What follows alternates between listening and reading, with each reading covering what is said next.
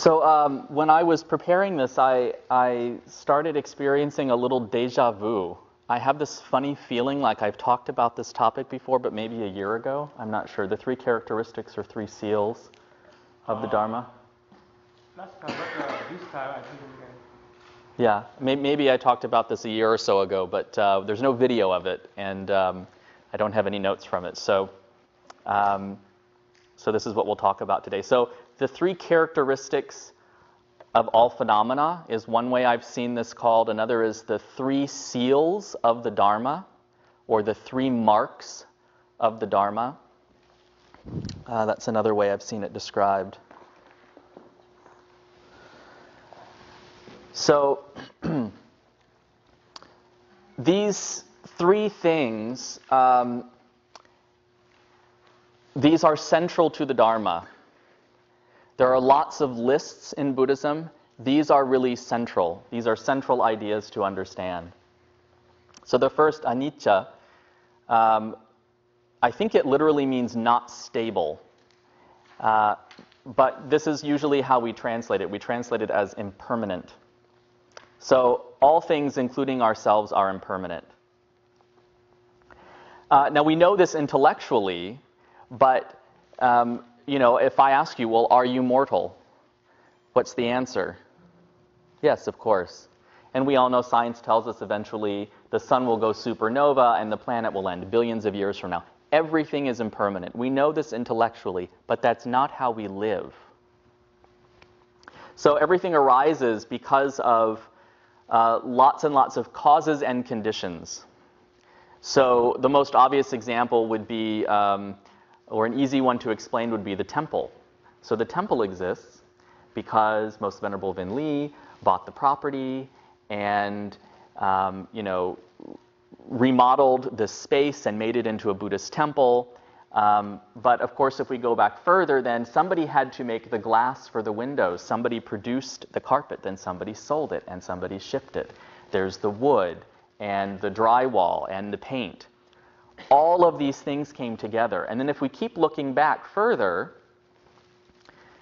we get to the formation of the universe. But then, of course, according to Buddhism, this is not the first universe. There was a universe before this one and before that. We can never find the first cause. And all the causes that came together to create this space, we could never count them all.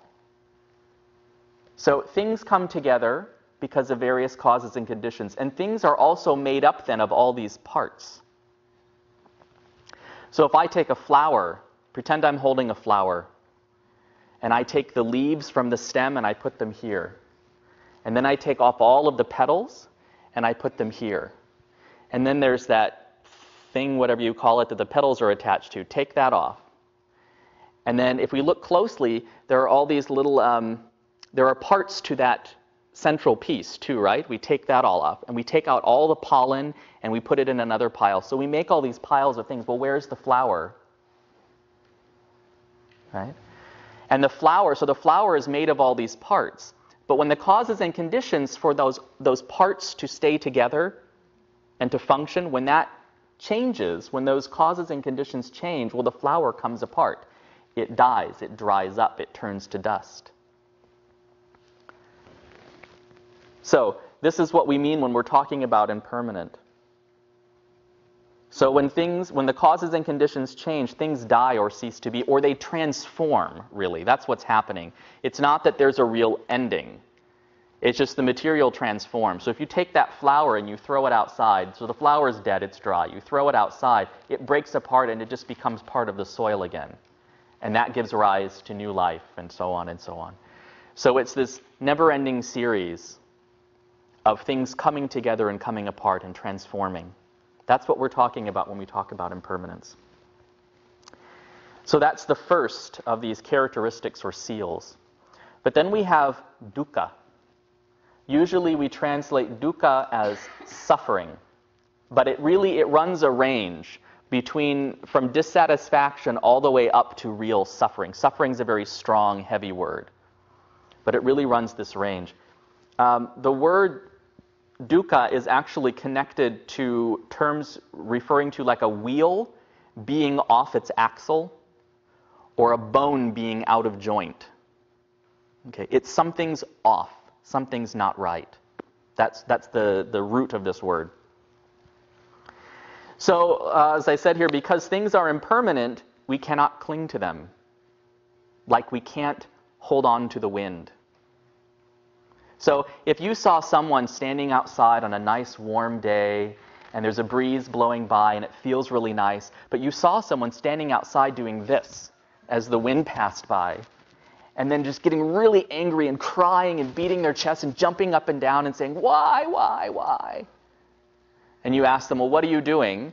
And they say, I'm trying to catch the wind. I like this wind. It feels so good. And they're crying and they're really upset because they can't hold on to the wind. Well, what would you think of that person? Crazy. I knew someone was going to say it. That's crazy, right? We can't hold on to the wind. But everything is that way. We spend our whole lives grasping at these temporary things and trying to hold on to them so we can pull as much happiness out of them as possible, squeeze as much pleasure out of them as possible. And what happens? What happens? These things fall apart. Situations fall apart. Things change. The objects that we like fall apart. And then we have to find something new. If you've been coming here long enough, you've heard me say this more than once. We are like drug and alcohol addicts. Every single one of us. We are constantly looking for that next hit of happiness, right? When the things that make us happy fall apart, or their ability to make us happy wears off, we get bored of them, we're constantly looking for something else and grabbing it and trying to hold on. The only difference between all of us sitting in this room and an actual drug or alcohol addict is that our addictions are socially acceptable. Money and other kinds of material wealth, food, good food, maybe fame, all of these things that we chase after trying to find happiness. Of course, then there's the flip side of that too, which is when we have to experience things that we don't like, then we're not grasping at it, we're pushing it away. You might say that we're grasping at the opposite of those things, right? This is also how we experience suffering. In those cases, though, impermanence doesn't feel like an enemy. When bad things, bad situations that come our way, when they finally change, when they go away, then we like impermanence, right? So because even though intellectually we understand that things don't last, the way we actually live in the world, the way we try to live in the world, we're rejecting impermanence, and so we experience a lot of dissatisfaction and suffering. So this is where suffering comes from. This is how our ignorance shows itself. And then we come to anatta, which means that things are empty of any inherent existence. So I talked about the flower a moment ago. So we label this thing flower, but really it's just a bunch of parts. Like I said, we take off the leaves and the petals and all of that. It's just a bunch of parts put together, and then we call it a flower. There is no real thing called a flower. Now, conventionally, we agree that there are things, like the iPod Touch here that I use for timing the meditation session, this table, this bench. It would be very awkward if we were constantly speaking and saying that temporary thing of component parts which we call a bench. We can't talk like that all the time. So we agree that this is a bench, this is a table. The problem is that we think that this table has some real table essence, and it doesn't. It's just this temporary collection of parts. So we can see easily with a flower The impermanence of a flower, if we think about it, right? You can watch it grow, and then you can pick it and put it in some water and enjoy it for a few days, and then you watch it start to fade. The color fades, it starts to dry up. Even if you give it more water, it starts to dry up, and it dies. We can see the impermanence of that. But in fact, things are constantly changing. As I am sitting here right now, the cells of my body are dying, and new cells are being formed. As we're sitting here right now, the sun and the wind, the weather that comes into contact with the temple building is actually wearing away the tiles on the roof. It's wearing things away. This bench that I'm sitting on, the molecules of this bench are changing. They're breaking down. And so eventually, in fact, I think since I've moved here, somebody put new covers on these, didn't they? They fixed them, I think. There were holes in some of them. And so I think they recovered them. So in every moment, things are constantly changing. But then again, we make that mistake. We try to hold on to these things and say, well, this is what I think it is. This flower is real. But because it's this constantly changing, even if we can't see the constant change, it's actually this constantly changing collection of parts. There's never any moment when we can hold on to anything and say, this is it, now I have it. Stop. Because it won't stop. It continues to change. Now, this sounds like, to some people, maybe boring or confusing philosophy, but this is really central to the Dharma. In fact, it's not just philosophy.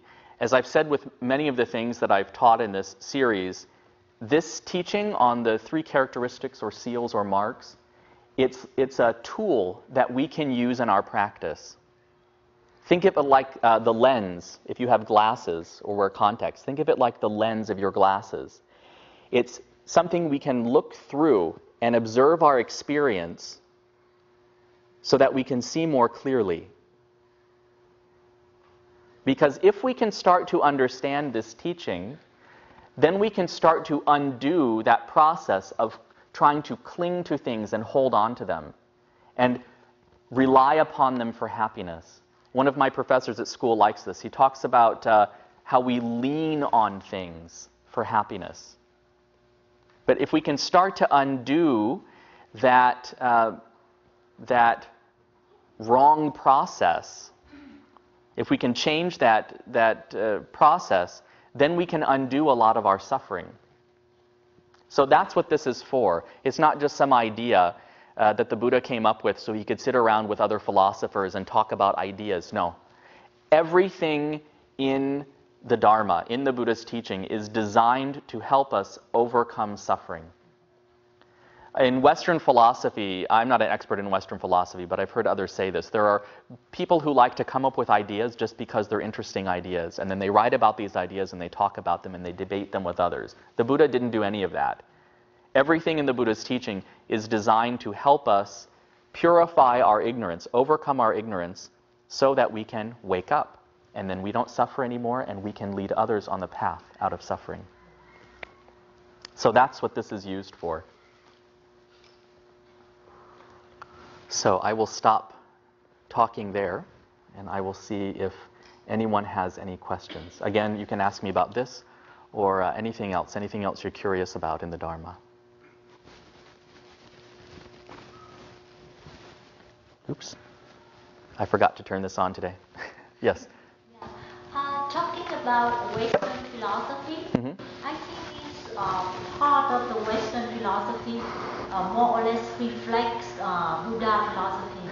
Like Sigmund Freud, the founder of psychoanalysis, in his analysis, he also tried to help people to suffer less. So if we understand his philosophy, it reflects more or less Buddha philosophy. Yeah, there are some people who have tried to find similarities between certain kinds of Western philosophy and Buddhism. And it's not like only the Buddha discovered things that were true. So there have been other people in history who have found bits and pieces of it. But the Buddha really brought it together. I think that's the difference. And it's a much more focused thing. Again, I'm not an expert in Western philosophy, though, so I can't give examples. But yeah, there have been Western philosophers who have come up with bits and pieces that are similar to Buddhism, or at least parts of the Buddhist teaching. But not always, I think. Because I like Sigmund Freud. When I read Sigmund Freud, I see some reflection of Buddha philosophy. Oh, perhaps, yeah. Particularly here in America, people, when converts like me to Buddhism, when we approach the Dharma, we tend to look at it through the lens of psychology. Even though we haven't, even if we've never taken a psychology class, we tend to look at Buddhism as a psychological thing because the prevailing view in our culture now is psychological. And so that's how we look at it. In some other cultures in the past, like when Buddhism went to Tibet, the pre-Buddhist Tibetan religion was sort of a mixture of shamanism and animism. They believed in like spirits in the water and this kind of thing, and there were lots of magical rituals and that sort of thing. And so a lot of that mixed with the Dharma. And so that's sort of the flavor of Tibetan Buddhism, or part of the flavor of Tibetan Buddhism. But in the West, we sort of, a lot of Western converts aren't really interested, not across the board, but a lot of Western converts aren't really interested in sort of the high ritual, magical kind of aspects of traditional Asian Buddhism. We look at it through the lens of psychology, actually. So thank you. Yes? So, with all the facts that you've informed, if I read number one, then I would understand, okay, impermanent. And then my question is there a process of understanding? Is like the first thing is to understand anicca? Anicca. Yeah. Okay. And then do I understand the dukkha? And then is there like a concrete process? Oh, like a 1, 2, 3? Yes. Because right now it's all blurred. Like right now I'm just absorbing all the different facts and all the different, not facts, but rules, I guess. Or information. Yeah. And so how do I make it more functional and be part of my daily life? I don't know if that makes sense. Take what you can from this that you do understand and keep it in mind. This is the process. It's not really a 1, 2, 3 process. This is a list, but it's not like first you understand or impermanence, then you understand suffering, and then you understand non-self, right? Those are the 3 things. It's not like it goes necessarily 1, 2, 3. The process, though, is simply slow. That's the process. So take what you can from this, keep it in mind. And then when you think of it, when you're experiencing something, particularly when you're experiencing something unpleasant, then think about impermanence. Think about how, or even when you're experiencing something pleasurable, I don't want to ruin anyone's good time, but even when you're experiencing something pleasurable, think, this won't last. And then slowly over time, as you hear more teachings from different teachers related to these subjects, then it will start to come together bit by bit. So that's the process. That's the process. Keep it in mind. Keep reminding yourself of it. Keep trying to learn more. Read if you have time, Dharma books if you have time. And then over time, you slowly start to piece it together and fill it out. It's sort of like putting together a puzzle, and right now you've got 10 pieces of the 1,000-piece puzzle, right? Yeah. Good question. Other questions? Yes? Can you explain the concept of a Dharma name? The concept of a Dharma name. Okay. Well, I can give you my opinion of the subject. Maybe a different teacher would give a different answer, but for monks and nuns, we receive Dharma names. Like my name is Hue Hai, which means ocean of wisdom.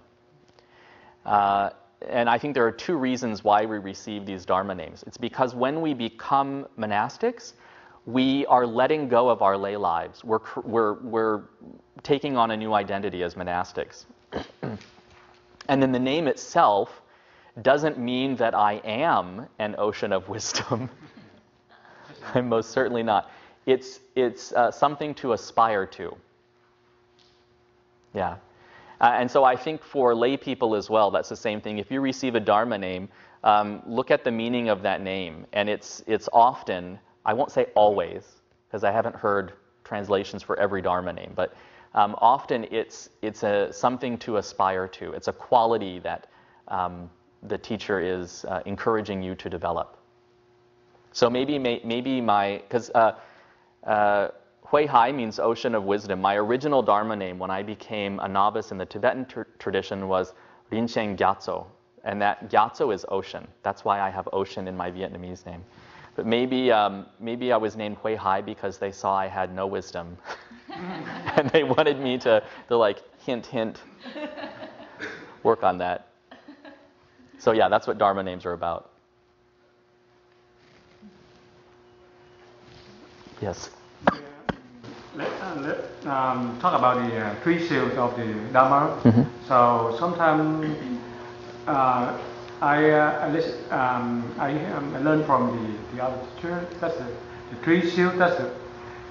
When we're talking about the Dharma, that's the three important seals. So we recognize the three Dharma: impermanent and no self, and suffering three seals. So that could be keep in mind. So we can recognize this Dharma when the people talking about that Dharma should be the three seals in that, at least one in the Dharma talk. So sometimes like that, they say the seal because right. Sometimes we have three characteristics of Dharma, but sometimes they say three seals. Yes. So that means recognize that's the Dharma. Right. This is an important point. So this is one way that we can look at something that claims to be a Dharma teaching and see if it's authentic or not. So we can look at this and so in other words, if there's a sutra, we're reading something that claims to be a Buddhist sutra, and if it says things are absolutely permanent, things do not change, well, we know that's not the Buddhist teaching. We can say, okay, no. That's not a legit sutra, right?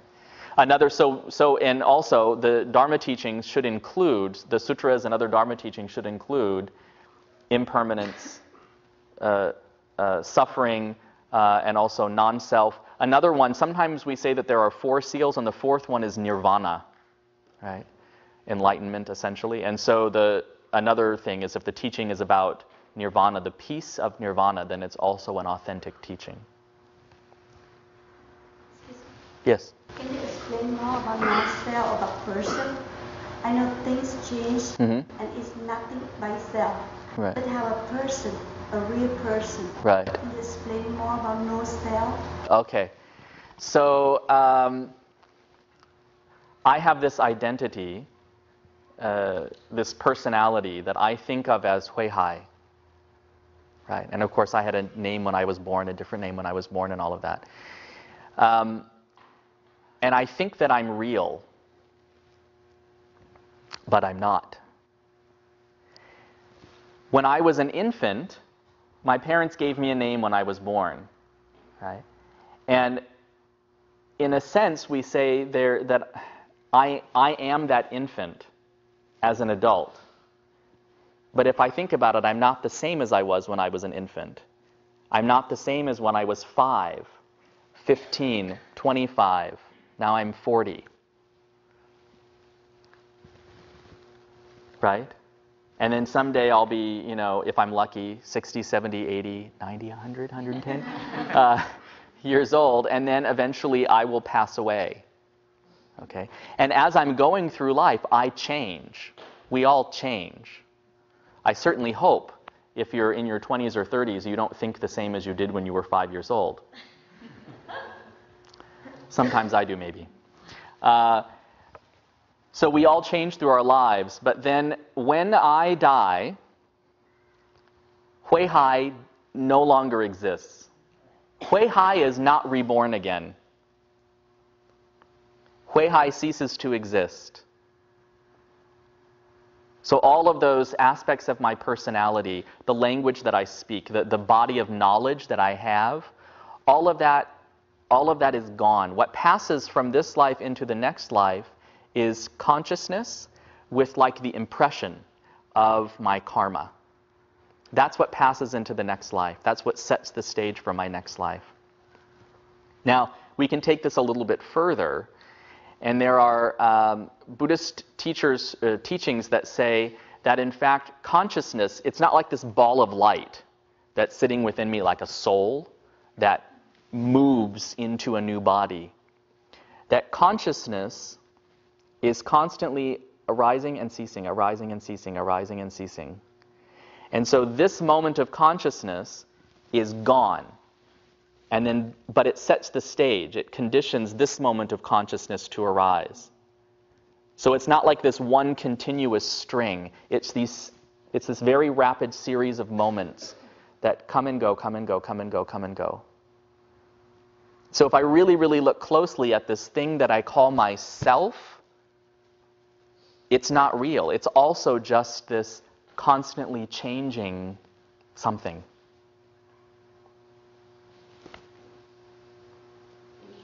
So I can talk about that a little bit intellectually, but I'm not an enlightened being. So I don't really get that. So my ability to talk about that is somewhat limited. Maybe very limited. But that's as I understand it. That just like this table, this bench, the microphone, the clothes that I'm wearing, this thing that I call I is constantly changing and is impermanent. Now, sometimes when people hear this, they get a little bit afraid because they want to cling to this idea of a self that is real and permanent, and that makes them feel safe. But in fact, by clinging to this idea of an I and trying to make it real and solid and unchanging, we create lots of suffering because inevitably things change. So in fact, if we can let go of clinging to this idea of a real self, then we can let go of a whole lot of suffering as well. Yes? But how would that encourage us to be a better person? Well, I don't know if I would phrase it that way, encouraging us to be a better person. Although perhaps if we see our own impermanence, and then we see the impermanence of others, and then we might see them suffering because they're fighting that impermanence, and then we might feel compassion for them. Maybe in that way, it would encourage us to be a better person. But it's really not, it's not about being a better person. It's about suffering less. Awakening, right? So what we're doing in Buddhist practice is we're learning about our ignorance. We're learning about how we cause suffering for ourselves and for others. And then what we're doing is seeing the views that we hold that lead us to behave in that way. Right? So what we're doing then is we're learning more and more skillful views, more and more skillful ways of seeing our experience, until eventually we don't need to rely upon any views or anything, and then we're awake. Right? So one way that we can approach Dharma practice, though, I wouldn't say don't try to be a better person. Because obviously, when we're mean to people, when we hurt others, we're creating negative karma that brings suffering to ourselves, right? So it's really good to try and work to overcome anger and jealousy and selfishness and so on. That's part of the process of growing in the Dharma. So it isn't that Buddhism isn't about becoming a better person, but that's only part of it, I think.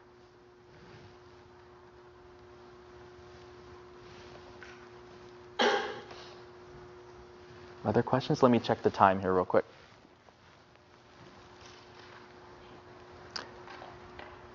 The clock on this is off again. Can somebody tell me what time it is? 3:48. Okay, this is a good time. This is a good time to stop. Okay, so thank you very much.